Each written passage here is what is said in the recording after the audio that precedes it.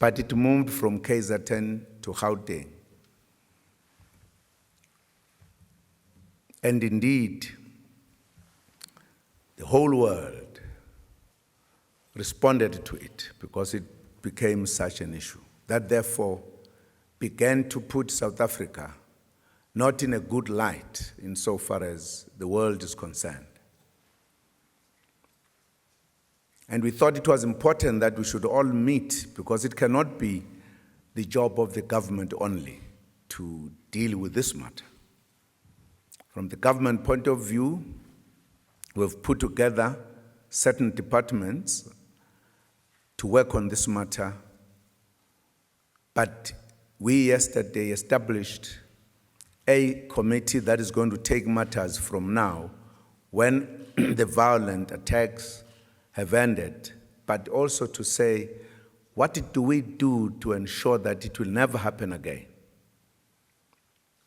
So the issue that we're dealing with today was, what is it that we are all going to do as a country, as citizens, as different sectors, to ensure that it will never happen again? I think generally we all know many of the elements that could have contributed towards these kind of attacks occurring. So different sectors have spoken, made contributions on a number of areas and angles: business, labor, civil society, different kind of organizations. As we have seen, we met after 10 this morning, and we've just finished now. So there has been a lot of discussion and certain positions taken. But the reason was that we should discuss as a country, how could we collectively together address this matter, that it will never come back again.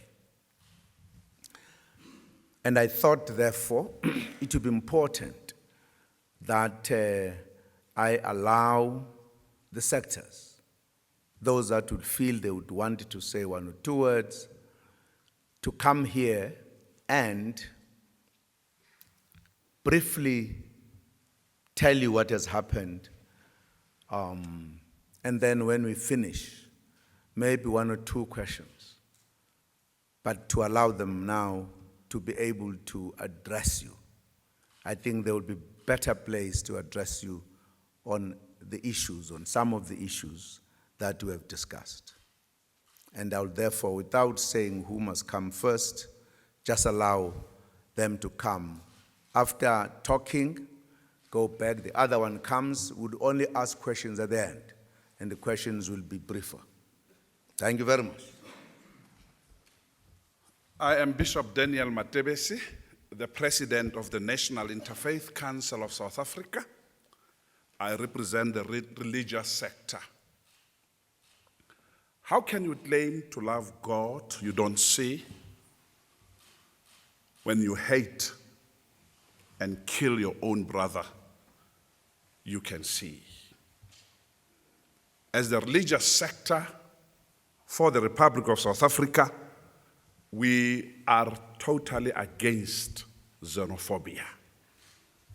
We humbly urge South Africans to accept these foreign nationals living in our country.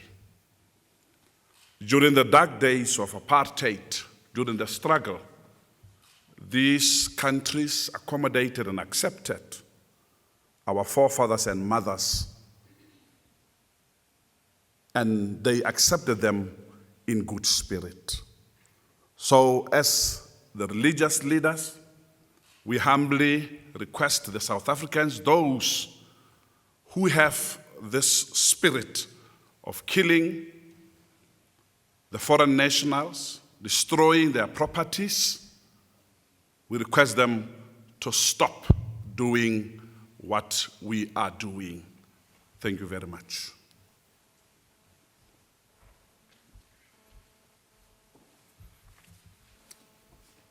Good afternoon. My name is Thulani Chefuta, the President of the South African Youth Council, which is an apex body of civil society youth formations. We attended the meeting to represent the youth sector. We entered the meeting acknowledging the fact that we must position ourselves as part of the solution in the challenge that we are confronted with. The very first thing that the meeting was very express in determining is the fact that the wave that we have of xenophobic attacks will need a multi-sectoral response for it to be effective. The second thing that the meeting expressed is the fact that we are not going to be tired of expressing our condemnation and apology to all those who have been wronged.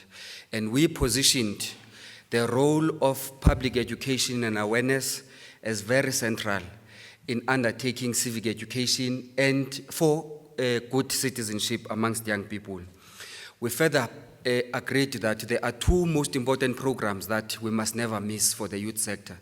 The first one of those is social dialogues that seek to nip the tendency of the shifting excuses about every wave of xenophobic attacks. At one point, they take our girlfriends. At one point, they take our jobs. At one point, they are responsible for all the crime and all those. And so we want to attend to those shifting targets through social dialogue. And lastly, we believe that social media has played a very significant role in taking this out of proportion, and more so in miscommunicating what has been happening.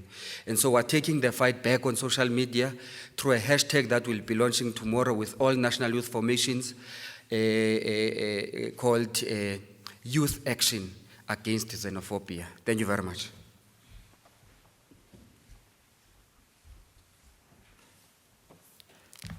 Good afternoon, ladies and gentlemen. I am Khanyisile Koyama, CEO of Business Unity South Africa. We were part of the dialogue with the President today, where we committed business and also raised our voice to say no to xenophobia.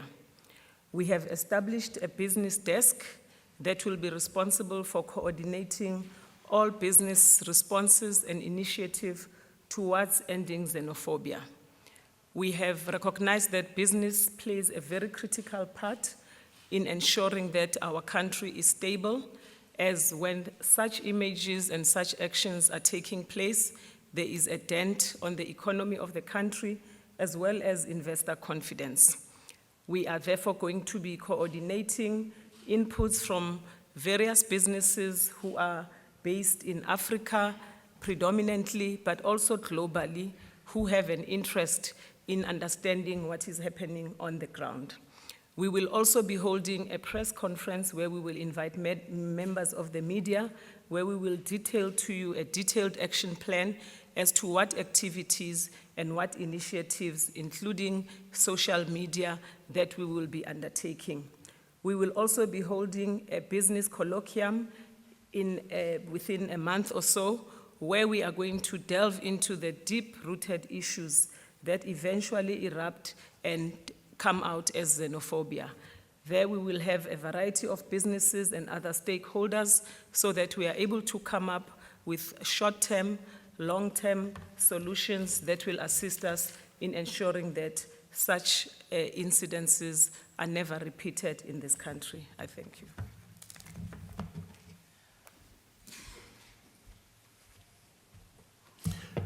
Good afternoon. My name is Dennis George. I'm the General Secretary of FEDUSA. For this occasion, I've been requested by COSATU, by NATO and FEDUSA to speak on behalf of Labour as represented in NETLAC. Our country has suffered the last few days internationally. Our image has been damaged. South Africa has been respected as a country that has one of the most progressive constitutions, where we guarantee rights to people. And this has made our country also an attractive country for all sorts of people to come and look for asylum in our country. We've also seen that a lot of businesses would employ a foreign worker that is documented or sometimes not documented and pay them less than what our laws require those people to be paid in terms of the basic condition of employment. Those kinds of issues stirs up a lot of hatred in our own people, and it would require us as leaders of business, of government, trade unions, civil society, and churches to really examine ourselves and to ask the question, have we not all agreed that decent work would be at the center of our economic policies? Because decent work delivers decent life for our people. And therefore it is critical for us as Labour to work with government and with the other organizations of civil society. So at the end, that we want to rid our country, our region, from all these unfair and unreasonable things.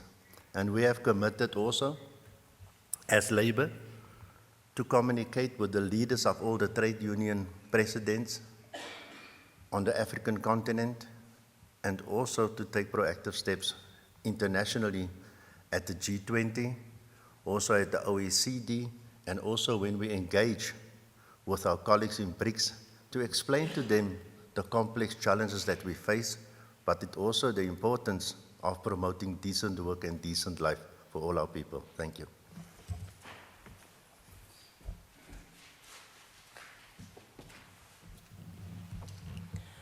Good afternoon. I'm Mimi Mteto, President of Netball South Africa. I also serve as the Vice President of Africa Netball. In 2010, we demonstrated as the sport fraternity through the World Cup that was held in South Africa that we can't, as South Africans, we are warm people who can welcome anyone from anywhere in the world. And we have taken upon ourselves as the federations to still engage our African brothers and sisters in different sporting events. As Netball South Africa, we will be throughout the month of May and June, we will be engaging in our Premier League where we are going to use our social media, and of course, all our matches are going to be broadcast worldwide and in Africa, and we hope to still keep on saying we condemn violence and any acts that are attached to xenophobia. We are also going to set up create a platform as the sport fraternity to share ideas on how we can then get into our communities and see what role we can play as sport in fighting against violence and xenophobia.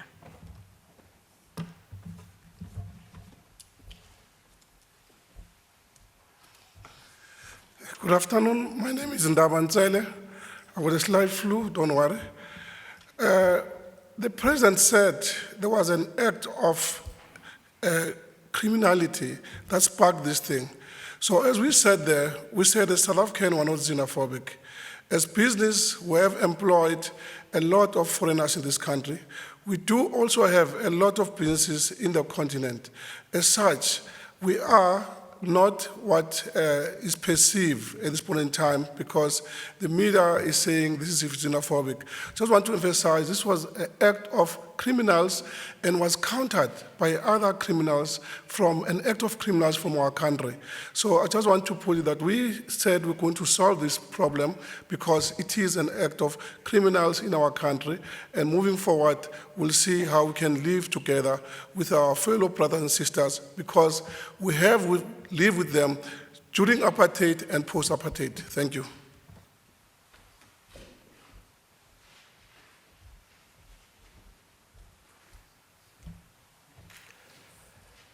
My name is Tony Khoroche. I'm the president of CIFSA, the Creative Cultural Federation of South Africa. We were also involved in the meeting as creatives, and as the media will notice that some of our artists in the creative sector have actually felt the pinch of what has been happening internationally. The victims being BRICS and Kelly Khumalo in the United Kingdom, where they were actually banned from performing there. And then we have Ringo Madlingozi and Big Nas and Casper Novez, who were supposed to perform in in Zimbabwe, I beg your pardon, in Zimbabwe, and their performances were stopped. So as creative cultural industries, we realized that xenophobia is actually bad for us. And it's also bad for us to market our artists internationally. And there's a letter that has been written to the president by a writer, I forgot his name, president, it was read in, yes, from Mozambique. And he's a creative because he's a writer. And some of the things that he expressed in that letter was that he is prepared to work with South Africans, artists in South Africa, to make sure that we put stop to this. So, and those are one of the things that we have to look into as a creative industry, to make sure that we interact with African countries and African artists to build and come up with a campaign that will stop and put a stop to xenophobia. Thank you.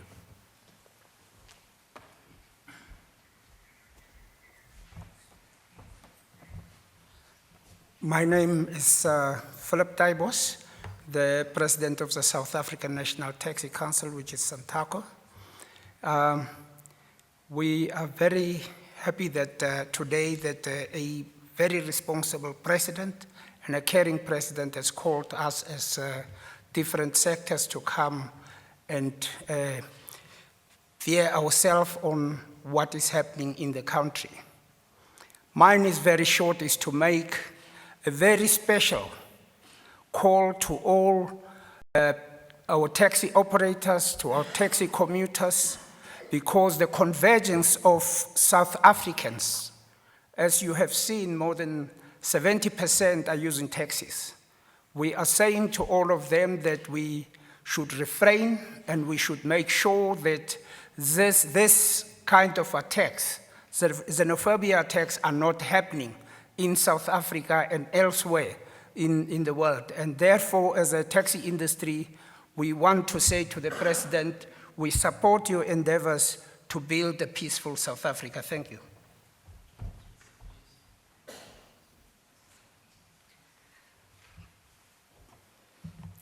Thank you. My name is Chichi Maponya, I'm the chairman of Brand South Africa. And as you are aware, the image of Brand South Africa has been hammered over the past couple of days.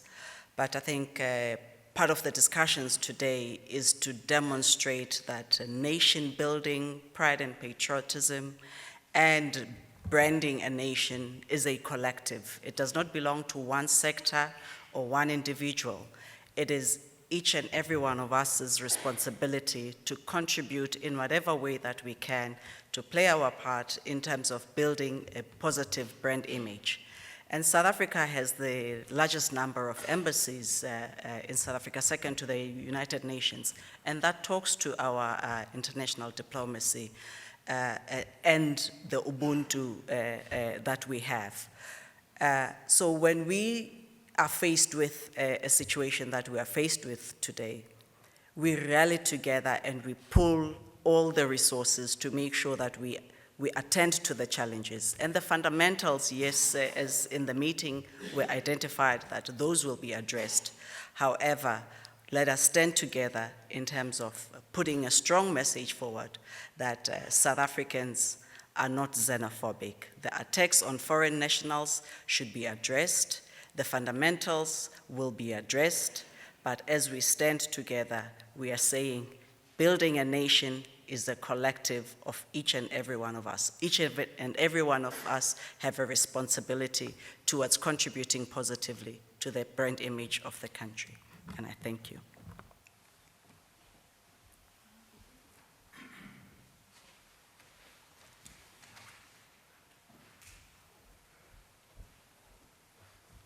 Good afternoon, members of the media. My name is Stavros Nicolau, and I'm here in three capacities today. Firstly, representative of Aspen Pharmacare. Secondly, Business Unity South Africa board member. And then lastly, chairman of the Hellenic, Italian and Portuguese Alliance. We, in all three of those capacities, strongly condemn the attacks against our African brothers and sisters that reside in South Africa, make a livelihood in South Africa.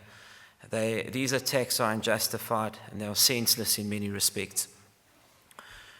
We also recognize that African immigrants legally in South Africa represent a strong part of our social fabric in this country. They bring a number of critical skills, and they bring intellectual capital to our country, and both those skills and intellectual capital need to be enabled or an environment created where both of those are able to flourish in our country. We also call upon all South Africans to redouble their efforts in creating an environment where tolerance is held foremost, and where that tolerance leads to a bigger debate around accelerating economic transformation and looking at addressing inequality and poverty in our country. Lastly, we wanted to commend President Zuma and his government for the visible leadership, demonstrable leadership that has been shown over the past 2 or 3 days. And certainly calling today's dialogue session is a strong element of that. Today you saw all sectors of South Africa coming together, and I sensed in the room, as the President said, very few sectors were left out, if any. I sensed in the room a strong commitment by all South Africans to show that xenophobic violence is very much in the minority, and as South Africans, we in fact embrace our brothers and sisters from Africa. Thank you very much.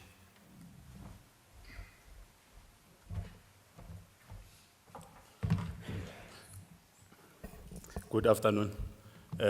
My name is Richard Mdagane, representing SANCO, South African National Civic Organization, but here representing also the community sector.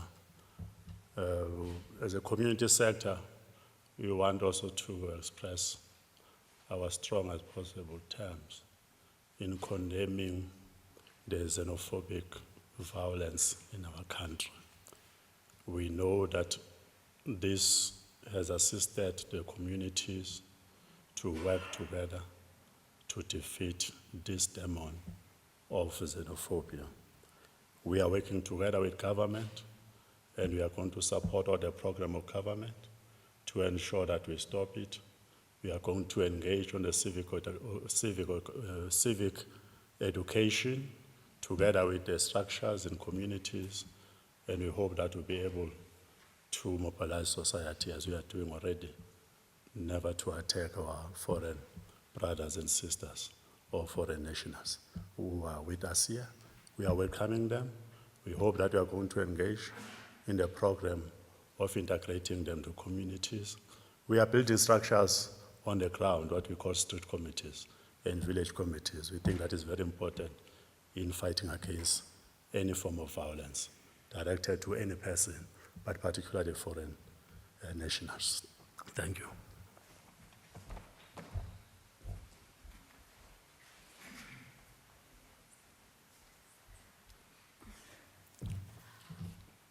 Good afternoon. My name is Suraya Bibi Khan. I'm representing women from all sectors in the progressive women's movement, in Soweto, on all areas of ordinary women as well. And because of, sorry, I'm a bit emotional.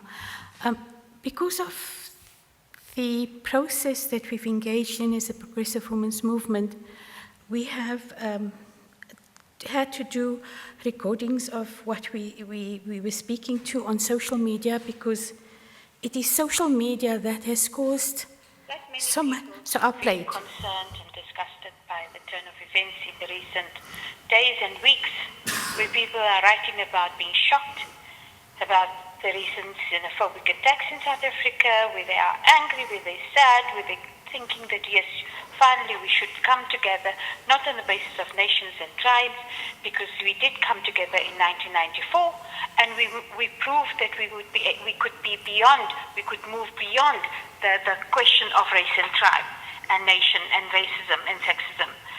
We dealt with it in the past.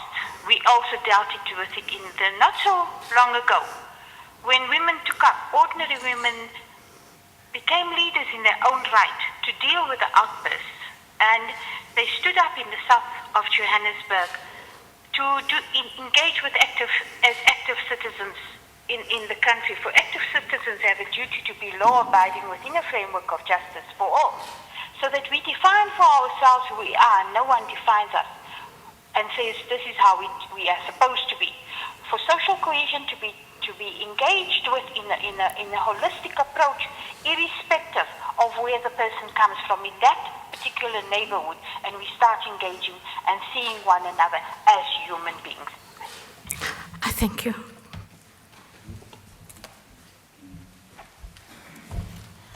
Thank you very much. At this point, I'll take questions. I think you were the first one, yes.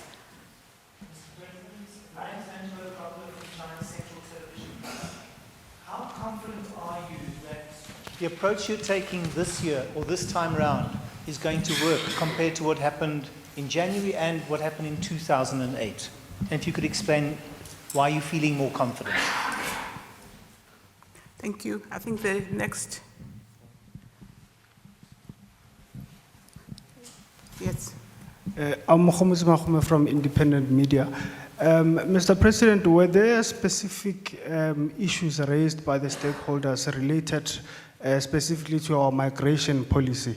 There have been issues around how we control our borders.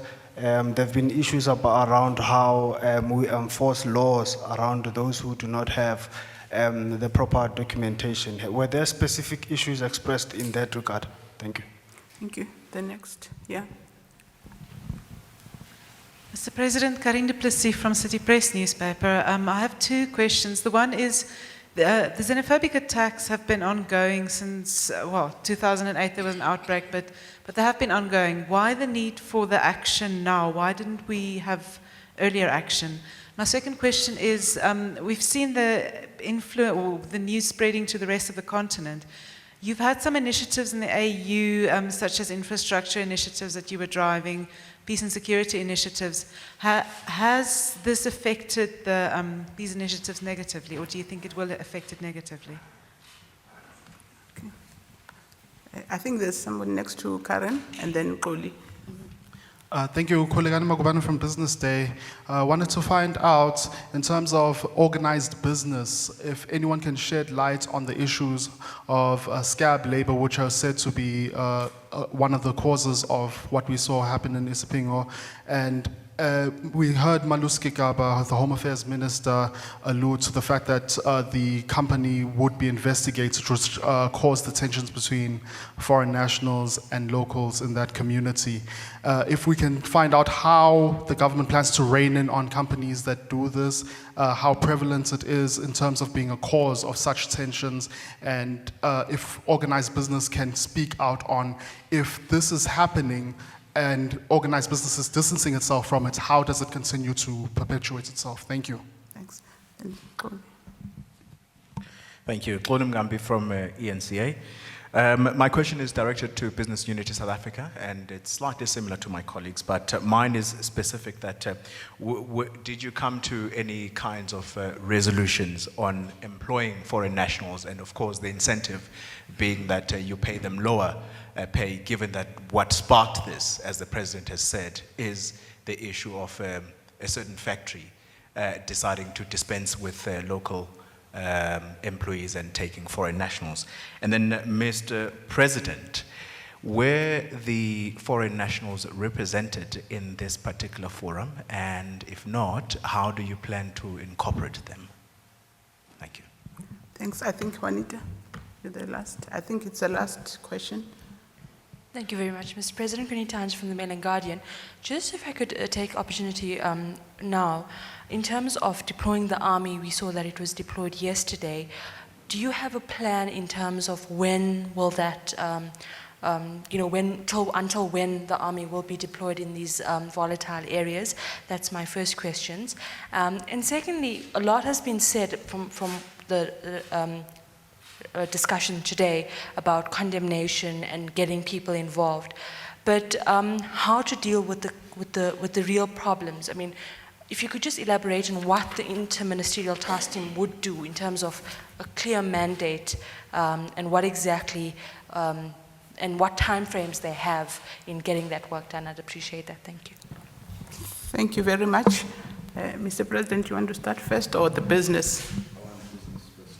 Business.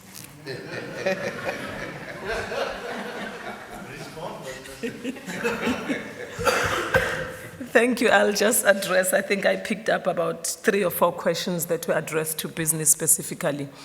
Our members are bound by a code of conduct. So if we check and find that that particular business is a member, which I am certain is not, they would not be a member of Business Unity South Africa. Business Unity South Africa subscribes to the laws of the country, whether they are labor laws, whether they are basic conditions of employment. We are a party at NEDLAC. We represent business at NEDLAC. Therefore, we are compliant on behalf of business with all the laws of this country and do not encourage any of our businesses or even condone it when they do engage in practices. I mean, there are areas even outside of this particular matter that brings us to the table where in the agriculture sector, there have been issues around the employment of workers. And we have members of BUSA that are the Agricultural Association of South Africa, and they are bound by the laws of this country. On resolution on employment and wages, I have just said that we are at NEDLAC, and one of the issues that are being discussed at NEDLAC right now is around the minimum wage. We have a committee of principals that is participating in that. Those conversations are ongoing. There isn't a deadlock as sometimes is presented. We are continuing those conversations, and in principle, we are not opposed. However, we do say that there is a labor relations framework that talks to sectoral determination around wages, and that framework exists, and that we have to look at it in entirety. I think that has addressed all the issues that were asked to business specifically. It was just business and government. Yes.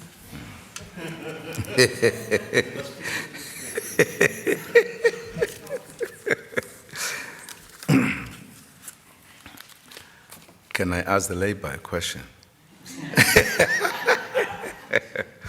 No, thank you very much. I hope I will answer all the questions. If I leave any, some were linked, some questions were linked. I think the first one was to the President. Are you sure that your approach this time around or this year will work?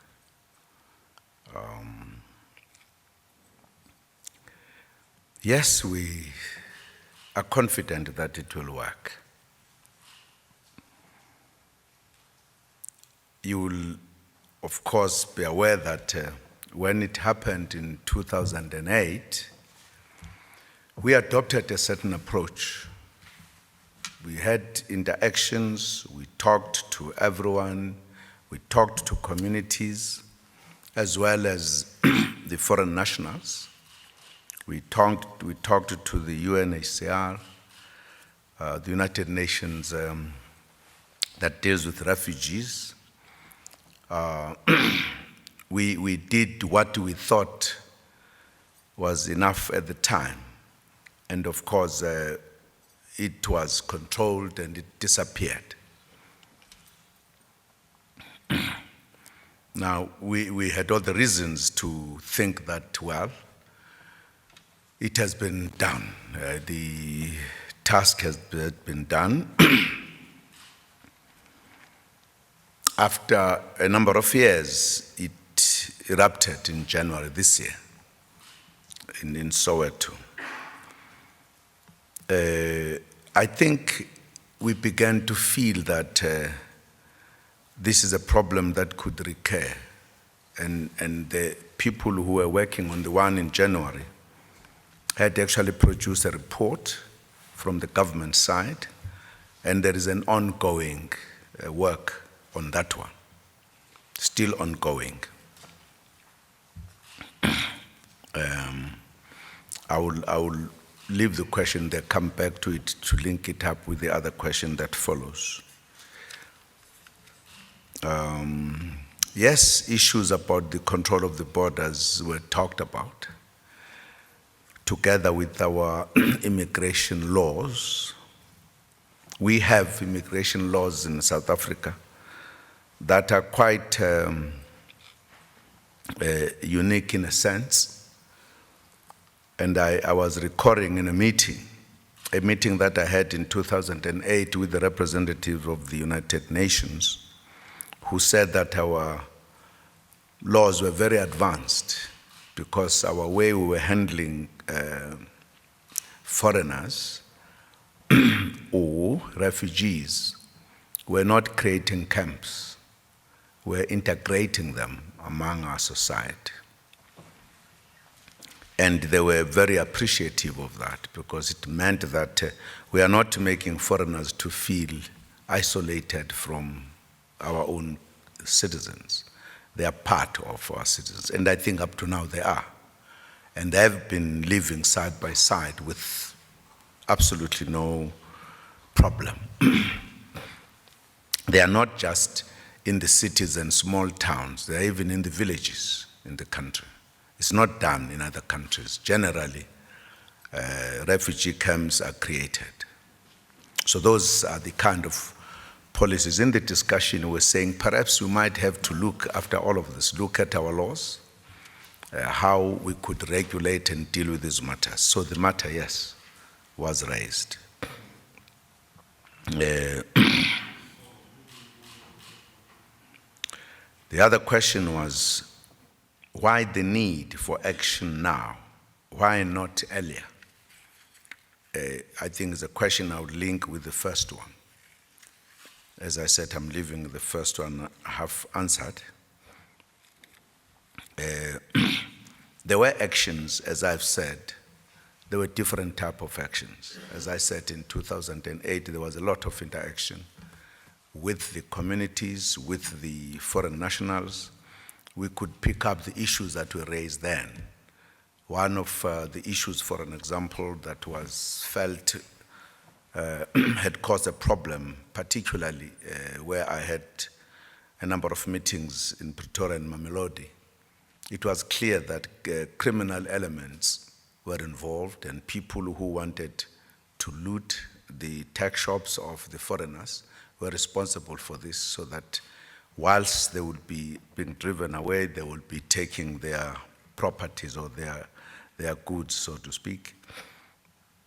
When I was in the East Rand, the issue there was directed, in fact, as in the discussion, to the mine companies, that they were preferring to employ Mozambicans because Mozambicans would agree to be paid lower than the South Africans, and that was a big issue that had caused a problem in that area.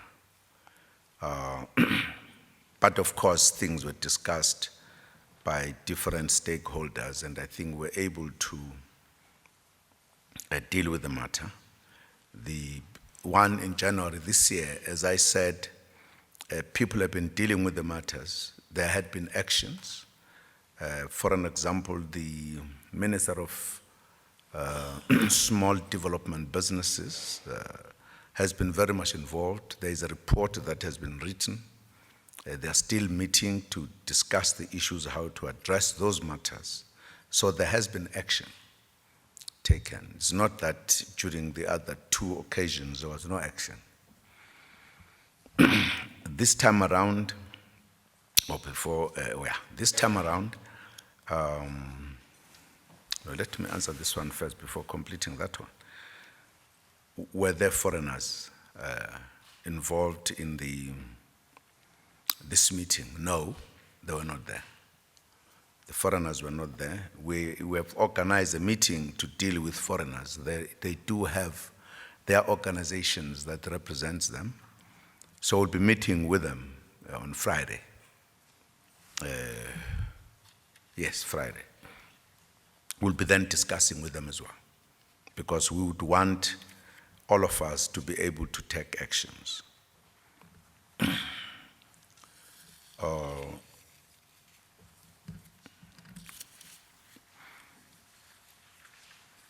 Why the army? Of course, we are taking action. This would be part of the action that government is undertaking. As I said, we have established a ministerial committee of cabinet members that is working on a program to address many of the issues that are seen and have been responsible to lead to the situation. There are many issues that people have raised, ordinary people. Some of them, of course, may be not necessarily very true, some are. We have therefore decided to address the underlying issues that could, at some point, cause the problem. And therefore, this committee will be looking at those issues. For an example, not just for the foreigners, there are areas that are known by people as centers of drug smuggling and selling, etc., which involves our citizens as well as foreigners. There are other areas that are said to have been taken over by the foreigners and involved in a lot of other activities. In fact, many of them have been arrested. I was told that the estimation, for an example, of the Zimbabweans only in prison, there are about 4,000 or so, not even counting other nationals, which means there has been the kind of noticeable activities in terms of crime, etc. But they are not, crime is not committed by the foreigners only, South Africans as well do. So we are trying to deal with the issue, therefore, of regularizing the paperwork of the foreigners, those who are refugees, those who are here illegally, to deal with that. We'll also be dealing with the small shops, because we can't just have, in a country, it's never done in any country, people owning businesses but not knowing who are they, not registered, etc. So these are the issues we're going to be dealing with, so that businesses will be registered. Also, to address the issue wherein South Africans feel that they are being displaced in the smaller business where they are, so that we are able to balance that, because it does not mean that foreigners cannot have businesses here. We also talked about foreigners who are here, who are making a contribution to our economy, who are skilled, who are working, who are making a contribution. Some are doing big business. That therefore we cannot use one size fits all. Others are very important. And that, in fact, is a normal global practice. Countries that are neighbors with others, depending how their economies are, neighbors move into other countries to do work or to be employed, is a normal thing. There's nothing abnormal in that one. I think the issue really here will be focusing to illegal immigrants, how to regularize that one, how to handle those matters, how to ensure that we would know exactly where we are. Those matters have been talked about, and I think we have agreed that we'll work together on these matters. One, to reduce crime throughout, whether South Africans or foreign nationals. But we have also said that generally South Africans are not xenophobic. The majority are not xenophobic. We stay with these brothers and sisters for years. We have done so for decades and decades. In fact, there is no one who has called others that let us attack the foreigners. These incidents that occur have caused the attacks. Now, and no one can say South Africans attack foreigners only. We have a history that these things happen even among ourselves. There was violence here that nobody has forgotten, political violence, etc. We couldn't say that was because of xenophobia.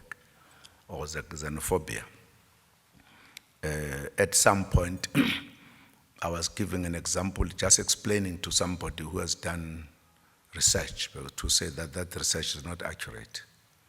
To say the majority of South Africans are xenophobic can't be true.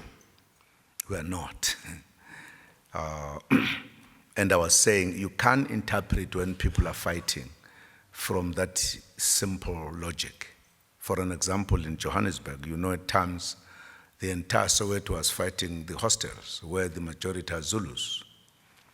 You couldn't say xenophobic. Some of these things were manipulated by those who were in charge at the time. But there was a lot of violence in KZN among the Zulus. Would you say there was xenophobic? Maybe you'd say xenophobic of the Zulus across the Tugela River, blah, blah, blah. It can't work. It can't be like that.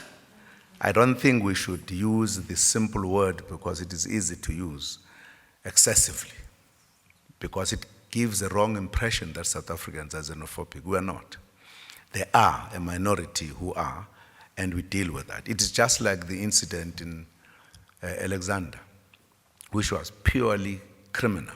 But because it happened at the time of the xenophobic attacks, it is now said that's how we kill people in South Africa.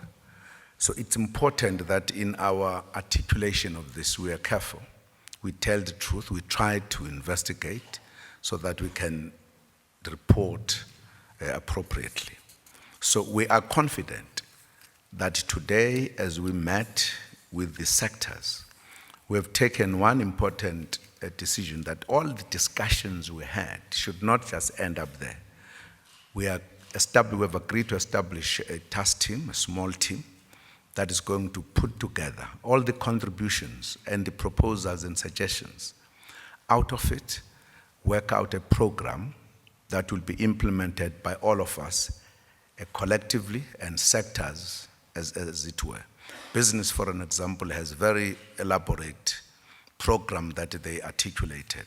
All of that will be put as a kind of a national kind of plan to deal with the xenophobic thing. We have talked about how we should participate in dealing with the psychology of the South Africans, particularly to deal with the culture of violence, which was really left by apartheid. How we are going to talk among ourselves about the help and support that was given to us by the brothers and sisters in the continent, which we might not be aware of, and how we can understand our rights together with the responsibilities. Some speakers talk about the need to popularize the Bill of Responsibilities, which has been written. How do we take our values back so that we can be guided by our own values? So there's a lot of discussion that went into those issues. Certainly, we are certain that this time around, because we suspect that if we don't deal with the underlying issues, it could come back again. We've taken a decision, we don't want to see it again. And therefore, we're going to be working together with that determination. Thank you very much. Thank you very much, Mr. President, and thanks to the stakeholders that were here. We've come to the end of our briefing, and thanks to the members of the media who were patient enough to wait. Thank you.